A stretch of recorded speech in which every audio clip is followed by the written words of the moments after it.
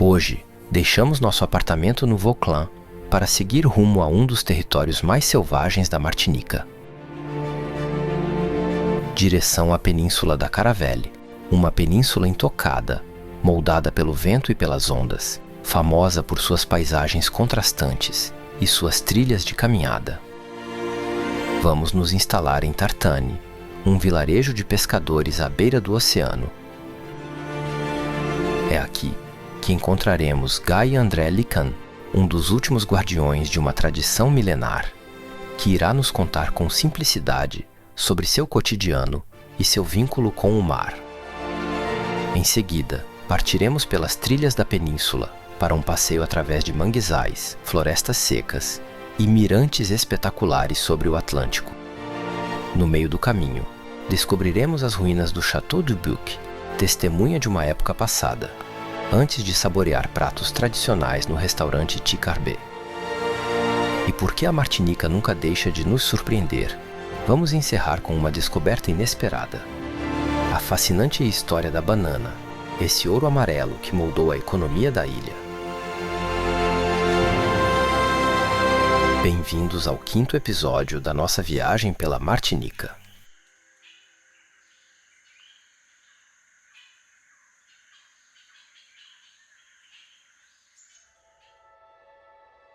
Esta manhã, partimos para descobrir o nordeste da ilha.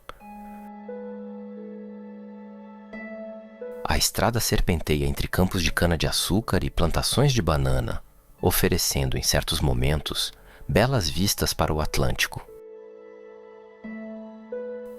Primeira parada do dia, o mirante do Oiseau-Moqueur.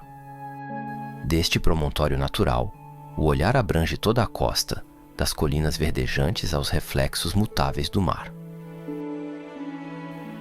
Mas o que nos surpreende é essa escultura gigante de asas que domina a paisagem. Uma criação da Associação Valorisation Martinique, que presta homenagem ao sabiá de garganta branca. Endêmico da Martinica, é uma espécie ameaçada, presente apenas na península da Caravelle, com apenas 200 indivíduos restantes.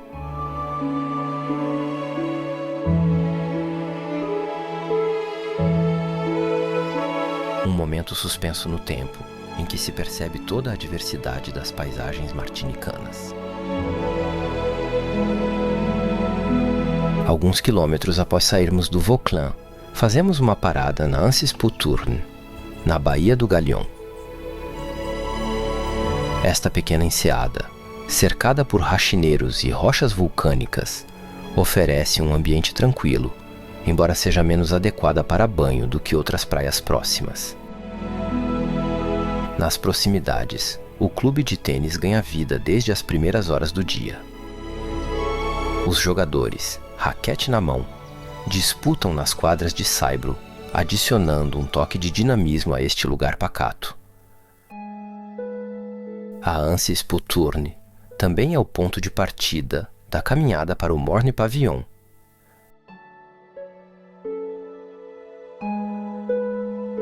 Esta trilha de 10 quilômetros, acessível para caminhantes experientes, serpenteia por manguezais, florestas secas e oferece panoramas espetaculares do Atlântico. Embora esta praia não seja a mais procurada para banho, é uma pausa contemplativa ideal antes de continuarmos nossa jornada rumo a Tartane. No fim de uma estrada sinuosa ladeada por coqueiros e casas coloridas, Tartane finalmente se revela. Este vilarejo à beira-mar preservou intacta a sua alma de povoado de pescadores.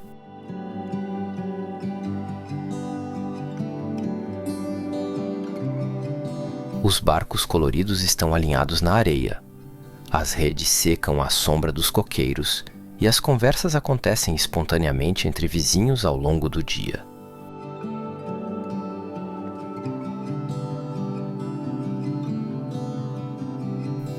Deixamos nossas malas em nosso novo apartamento, a poucos passos da praia.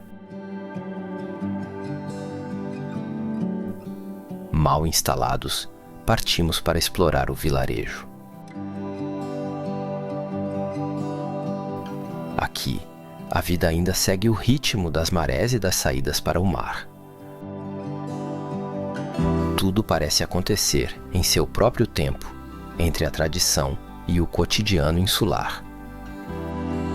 É nesse cenário autêntico que conhecemos Guy-André Lican, pescador profissional e vice-presidente da Associação dos Marinheiros Pescadores. Sentado à sombra de uma árvore, Guy prepara suas armadilhas e tem a gentileza de compartilhar sua paixão conosco. Au niveau de la pêche, je fais des casiers, c'est ce que je suis en train de faire là. Je fais du DCP, disposition, concentration de poissons. On met des trucs flottants sur l'eau, on va pêcher du gros poisson, du marlin, du thon, de la dorade coryphène, de la bourse, de la carangue, du tassard, toute cette partie de la pêche. Et en troisième fonction, je fais de la plongée en apnée aussi, en chasse sous-marine. Guy nos conta como escolheu essa vida em contato com o mar. Mon père était militaire de carrière, mais mon oncle, qui était marin-pêcheur, n'a jamais voulu que j'aille en mer avec lui. Quand je suis revenu après mon service militaire, je suis reparti, je suis revenu. Et puis un beau jour, je me suis réveillé et puis je me suis dit, bon, il faut que je change de branche. Je travaillais à la ville de Trinité, à la commune. Et finalement, j'ai laissé tomber et puis je me suis dit, bon, ben, je vais m'orienter sur autre chose. Je me suis dit qu'à un moment ou d'un autre, il faut se prendre en main, de ne plus travailler pour les autres, de travailler pour soi-même. Et c'est ça, c'est l'entreprise. Alors, je me sens bien, regardez là, j'ai pas de pression, ça me permet de regarder, de tourner un film avec vous. Ça veut dire que si j'avais un patron, il m'aurait dit de laisser tomber. Eh bien là, ça veut dire que moi, comme je suis le propre patron, je me permets de prendre mes décisions moi-même. Et c'est ce qui est important. C'est ce qui est important. Et le fait que vous m'avez proposé ça, de faire ce petit film avec vous, ça m'a plu parce que ça va pouvoir montrer au monde entier notre culture et notre façon de travailler. Et c'est une bonne chose pour nous. Les gens pourront connaître, voilà. Les amis bretons que je connais pourront voir, si jamais ils ont l'occasion de voir ce film, ils pourront vous dire aussi que voilà comment on travaille. Et c'est vraiment différent. Nos casiers sont vraiment plus grands. Aqui, a pesca é uma profissão exigente, que requer adaptação às marés e às estações. Quand la marée est forte, les bouées sont au fond de l'eau. Les bouées sont coulées. En marée basse, les bouées remontent à la surface. Et vous savez connaître l'heure de marée, l'heure du courant. Et comme ça, vous savez à quelle heure vous devez partir. Ele também fala sobre as realidades do ofício, os custos elevados e a necessidade de diversificar as técnicas. Si on fait qu'une pêche, on risque de ne pas s'en sortir. Parce que c'est pas évident. Si on fait pas ça, c'est que on risque de se planter parce que quand les factures arrivent, ça rigole pas. L'URSSAF, l'ENEM, le comité des pêches et leur charge sociale. Toute l'année, on vend pour des particuliers. L'étal de vente, c'est là. C'est d'aller pêcher et ramener le poisson aux consommateurs. C'est toute l'année, c'est ça. Ça veut dire que moi, que les autres collègues, c'est pareil. C'est aux producteurs, aux consommateurs. Et c'est ce qui est important. Et c'est ce que les gens aiment. Avoir du poisson frais tous les jours, c'est pas une mauvaise chose. C'est une très bonne chose pour eux. Enquanto trabalha, uma passante curiosa para e o questiona sobre seu equipamento e profissão. La pêche en elle-même, pour le faire, il faut l'aimer. Antes de concluir, Guy compartilha conosco uma imagem que gosta de lembrar. Il y a plus de poissons en l'eau que de monde sur la terre. Je vous parle, quand vous mettez un enfant au monde, vous mettez un enfant au monde. Un poisson, il met 1000 œufs. Et c'est les gens qui parlent. Les scientifiques peuvent venir donner des estimations. Ça, c'est exact. Momento simples e sincero, a imagem de Tartane e de seus habitantes. Guy conta-nos como escolheu esta vida em contato com o mar. Após esse encontro cheio de significado com Guy, seguimos em direção à reserva natural da Caravelle.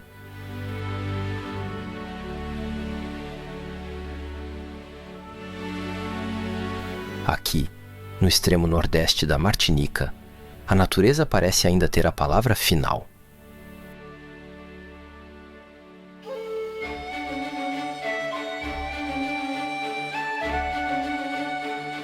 A península deve seu nome a uma caravela, aquele navio leve do século XVI, que teria feito escala aqui, muito antes da ilha ser definitivamente colonizada.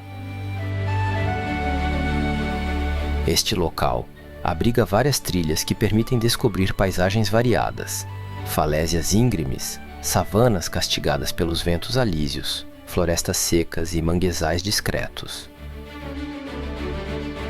Entre os roteiros disponíveis, há um grande circuito de cerca de 9 quilômetros que dá a volta na península e passa por pontos de vista espetaculares.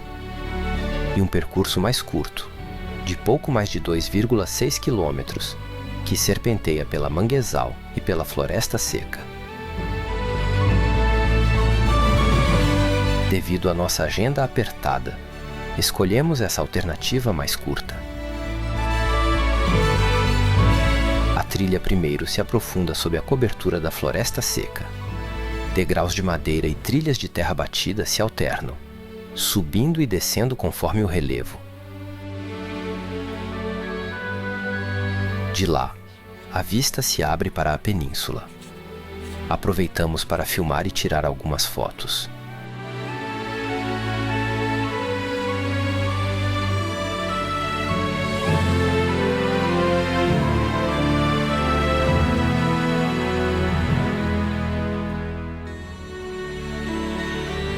Um pouco mais adiante, descobrimos o manguezal. Por um emaranhado de passarelas de madeira, caminhamos sobre os manguezais, cujas raízes tortuosas formam entrelaçados na água salobra.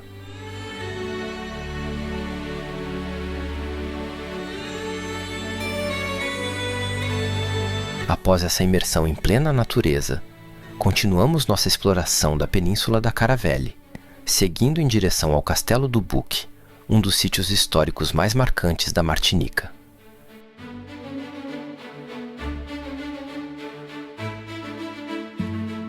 Perdido no alto de uma colina voltada para o oceano, esse domínio em ruínas foi, no século XVIII, o coração de uma vasta plantação de açúcar.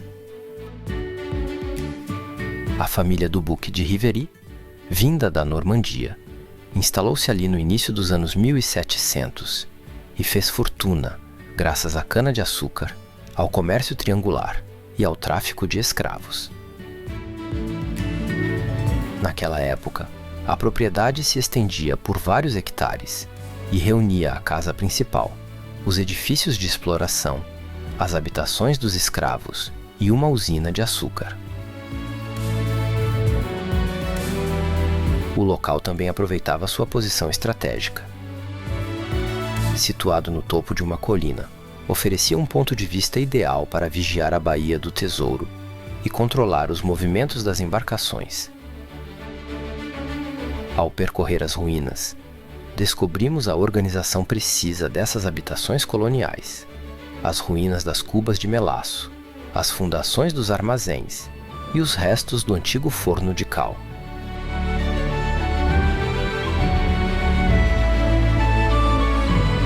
Mas o momento mais impactante da visita está um pouco mais adiante. Lá, permanecem 4 celas com portas estreitas. Verdadeiras masmorras onde os escravos eram trancafiados como punição. Essas prisões, escuras e apertadas, ainda podem ser visitadas hoje.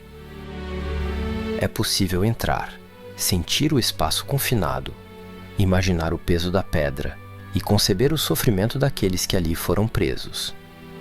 Um encontro perturbador com a história. Essas ruínas lembram que, além das paisagens esplêndidas, a Martinica guarda vestígios visíveis de seu passado colonial e escravagista. Do alto do castelo, a vista é espetacular. O mar se estende até onde a vista alcança, e compreende-se por que os colonos escolheram esse promontório natural. Uma paisagem grandiosa, por trás da qual ainda se escondem memórias invisíveis. A visita termina com uma exposição que retrata a história da escravidão.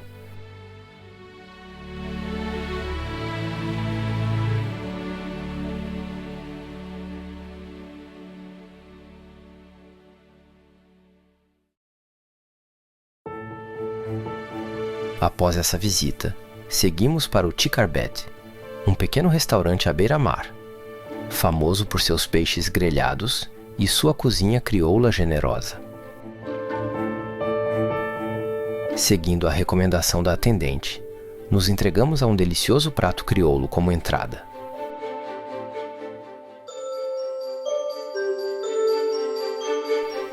Após a refeição, partimos para descobrir uma das atrações mais inesperadas da ilha.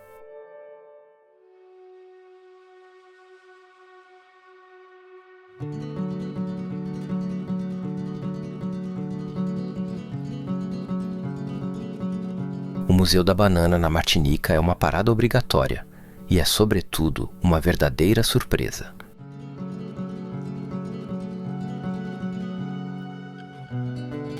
A banana, fruta que pensamos conhecer bem, revela aqui toda a sua riqueza e sua história incrível.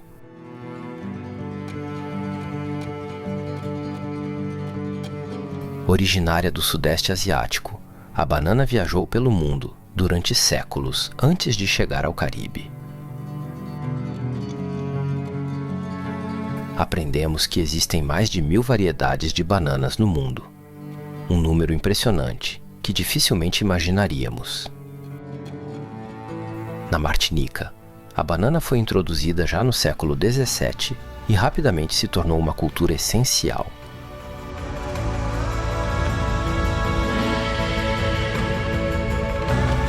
Hoje, mais de 120 variedades diferentes crescem na ilha, um número impressionante que atesta a diversidade incrível dessa fruta. No museu, a história da banana é contada por meio de objetos, fotos, ferramentas agrícolas antigas, mas também relatos sobre a vida dos produtores e seu saber fazer.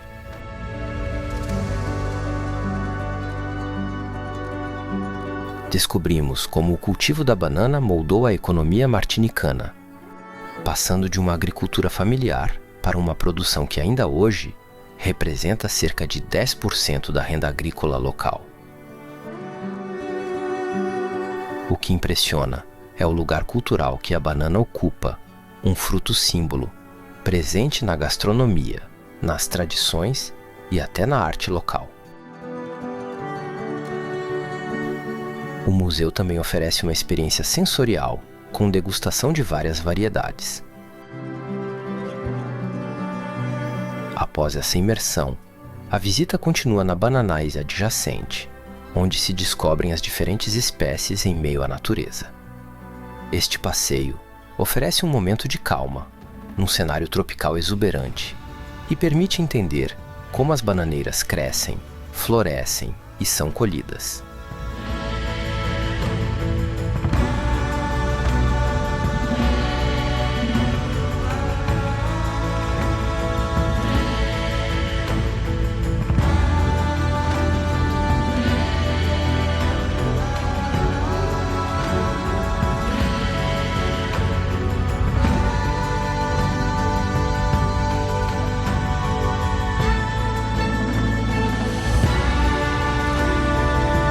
Finalmente, a visita termina numa pequena loja, onde se encontram produtos locais à base de banana, compotas artesanais, runs aromatizados, chips crocantes. Um verdadeiro concentrado de sabores autênticos que permite prolongar a experiência em casa. Este museu é muito mais do que um local de exposição. É uma viagem pela história, cultura e sabores da Martinica. Uma experiência ao mesmo tempo instrutiva e sensorial, que oferece um novo olhar sobre essa fruta frequentemente subestimada. Uma visita que, para nossa grande surpresa, nos encantou. Ao sair do Museu da Banana, seguimos pela costa e descobrimos um fenômeno natural excepcional. Tômbolo de Sainte-Marie. Esse raro fenômeno geológico se forma quando as correntes marinhas e as marés depositam bancos de areia, criando uma ponte temporária que liga a ilha de Sainte-Marie à costa da Martinica. Acessível apenas em certas épocas do ano, quando as condições são favoráveis, esse cordão natural permite atravessar a pé até a ilha, antes de desaparecer novamente sob as águas. Intrigados, planejamos voltar amanhã para testemunhar esse espetáculo efêmero. Em seguida, retomamos a estrada em direção ao nosso hotel e, antes de voltar, fazemos uma última parada na tranquila praia de An Sietang. A areia dourada, as ondas vigorosas do Atlântico e o vento constante fazem deste local um ponto apreciado pelos surfistas e pelos caminhantes que buscam tranquilidade no final do dia. Alguns pescadores recolhem suas redes enquanto o sol se põe lentamente atrás dos coqueiros, oferecendo ao mar reflexos de prata e ocre. É aqui que nos despedimos de vocês por hoje. Amanhã, rumo a Sainte-Marie, para descobrir o famoso tombolo, antes de seguir para outros lugares carregados de história e natureza.